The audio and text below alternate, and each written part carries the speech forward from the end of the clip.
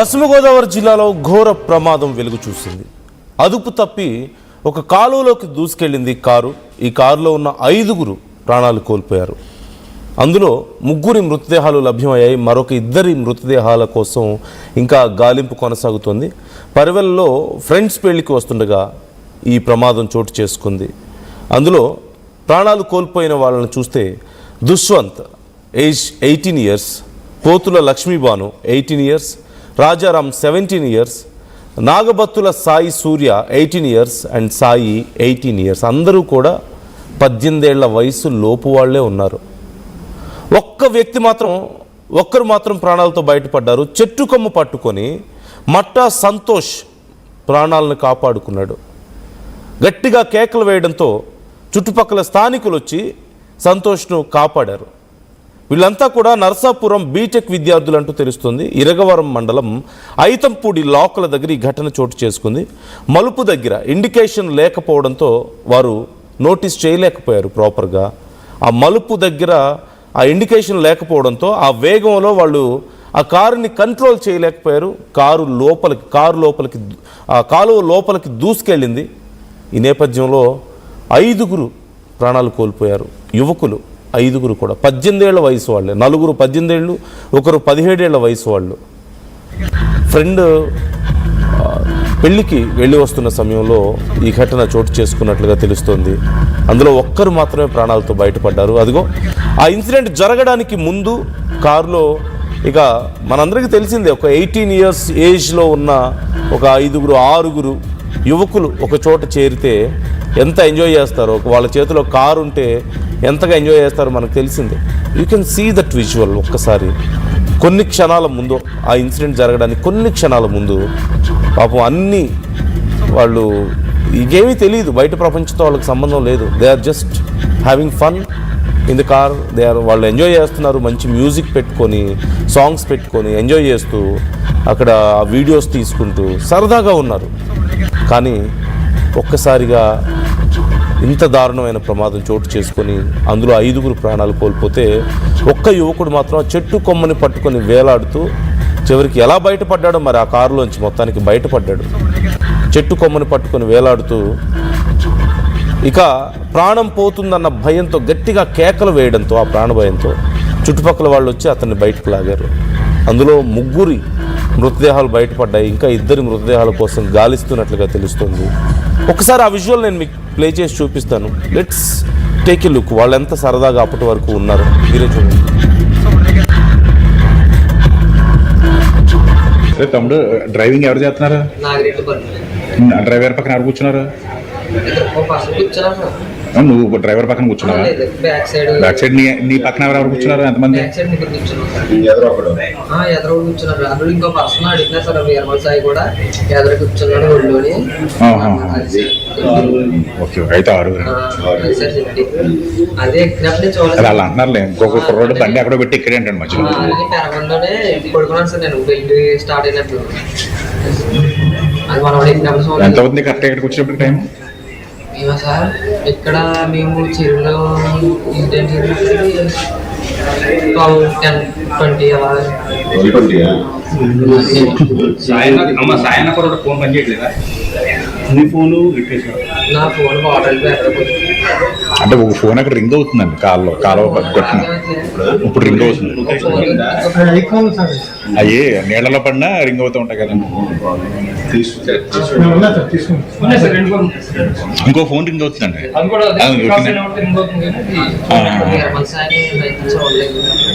తమ్ముడు, డ్రైవింగ్ ఎవరు చేస్తున్నారు? డ్రైవర్ పక్కన ఎవరు కూర్చున్నారు? నువ్వు డ్రైవర్ పక్కన కూర్చున్నావా? బ్యాక్ సైడ్ నీ పక్కన ఎవరు కూర్చున్నారు? ఎంతమంది? ఇంకో పర్సన్ అడిగినా సార్ వీరమల్ సాయి కూడా ఎదురు కూర్చున్నాడు ఒళ్ళోని. సో మనం చూస్తున్నాం కదా ఈ అంశానికి సంబంధించి అసలు అధికారులు ఏమంటున్నారు ఒకసారి చూద్దాం. ప్రాంతంలో నర్సాపురం స్వర్ణాంధ్ర కాలేజీలో బీటెక్ సెకండ్ ఇయర్ చదువుతున్నటువంటి ఒక 5 మంది విద్యార్థులు పెరవల్లో స్నేహితుడి సోదరుడి పెళ్లికి వచ్చి వెళ్ళే క్రమంలో ఓగిడి గ్రామం వెళ్ళి రిటర్న్ వచ్చే క్రమంలో వాళ్ళ కారు కంట్రోల్ కాక టర్నింగ్లో వచ్చేసి నర్సాపురం కాలువలోకి దూసుకెళ్ళడం జరిగింది. ఒక కుర్రాడు మాత్రమే స్థానికులు రక్షించగలిగారు. మిగతా 4 కూడా కాలువలో వెళ్ళిపోయినట్టు తెలిసింది. వాళ్ళందరి కోసం ఇప్పుడు సిబ్బంది అందరిని పెట్టి కూడా కాలువ బారుకి కింద నరసాపురం వరకు కూడా పాలకొల్లు మీదుగా ఈ కాలం ఎంతవరకు వెళ్తే అంతవరకు కూడా వెతికించడం అనేది జరుగుతుంది. మన తహసీల్దార్ గారు, తణుకు రూరల్ సిఏ గారు వీళ్ళందరి ఆధ్వర్యంలో సెర్చ్ టీమ్స్ ఫామ్ చేసి వెతికిస్తున్నాం. Thank you.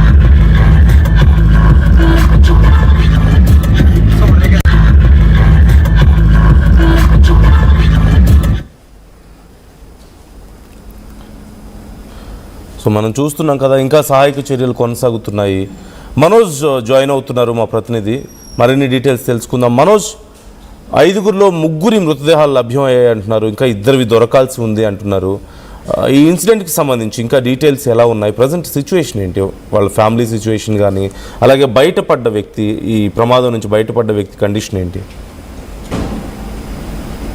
థ్యాంక్ యూ నందు. ఏదైతే గత అర్ధరాత్రి ఆగస్టు 15 అర్ధరాత్రి ఈ సంఘటన చోటు చేసుకుంది. మొత్తం వీరందరూ కూడా నర్సాపురానికి సంబంధించి ఇంజనీరింగ్ కళాశాలలో మొదటి సంవత్సరం చదువుతున్నారు. వీరందరికీ కూడా 18 సంవత్సరాలు. దాదాపు వీరందరూ ఒక కారుని రెంట్కి తీసుకుని మొత్తం 6 విద్యార్థులు స్నేహితుని యొక్క పెళ్లికి అయితే వెళ్ళారు. పెళ్లికి వెళ్ళి తిరిగి మరొకసారి నర్సాపురం వెళ్లే క్రమంలో ఈ ఘటన అయితే చోటు చేసుకుంది. ప్రధానంగా మనం చూసుకోవచ్చు, ఆ సంఘటన జరిగిన ప్రాంతంలో కారు వస్తున్న క్రమంలో వర్షం పడుతుంది. ప్లస్ అంతేకాకుండా అదేదే రహదారి ఉందో ఆ రహదారి పూర్తిగా కరువు మలుపుతో ఉంది. ఆ మలుపు ఎదురుగా కాలువ ఉంది. అయితే విద్యార్థులు ఎవరు కూడా దీన్ని గమనించలేకపోయారు. అంతేకాకుండా చీకటి పట్టు, అంతేకాకుండా ఆ రహదారి కూడా కనిపించకపోవడంతో ఒక్కసారిగా మలుపు వద్ద టర్నింగ్ చెప్పాల్సిన కారు కాస్త స్ట్రైట్ గా వెళ్ళిపోయింది. దీంతో ఒక్కసారిగా కారు కాలువలోకి వెళ్ళిపోయింది. కాలువలోకి వెళ్ళిపోయిన అనంతరం కూడా ఎవరైతే విద్యార్థులు ఉన్నారో వారి ఆత్మరక్షణ కోసం ఒక్కొక్కరు కారులోంచి బయటకు వచ్చి ఆ కారు పైకి ఎక్కి ప్రాణాలు దక్కించుకునే ప్రయత్నం కూడా చేశారు. అయితే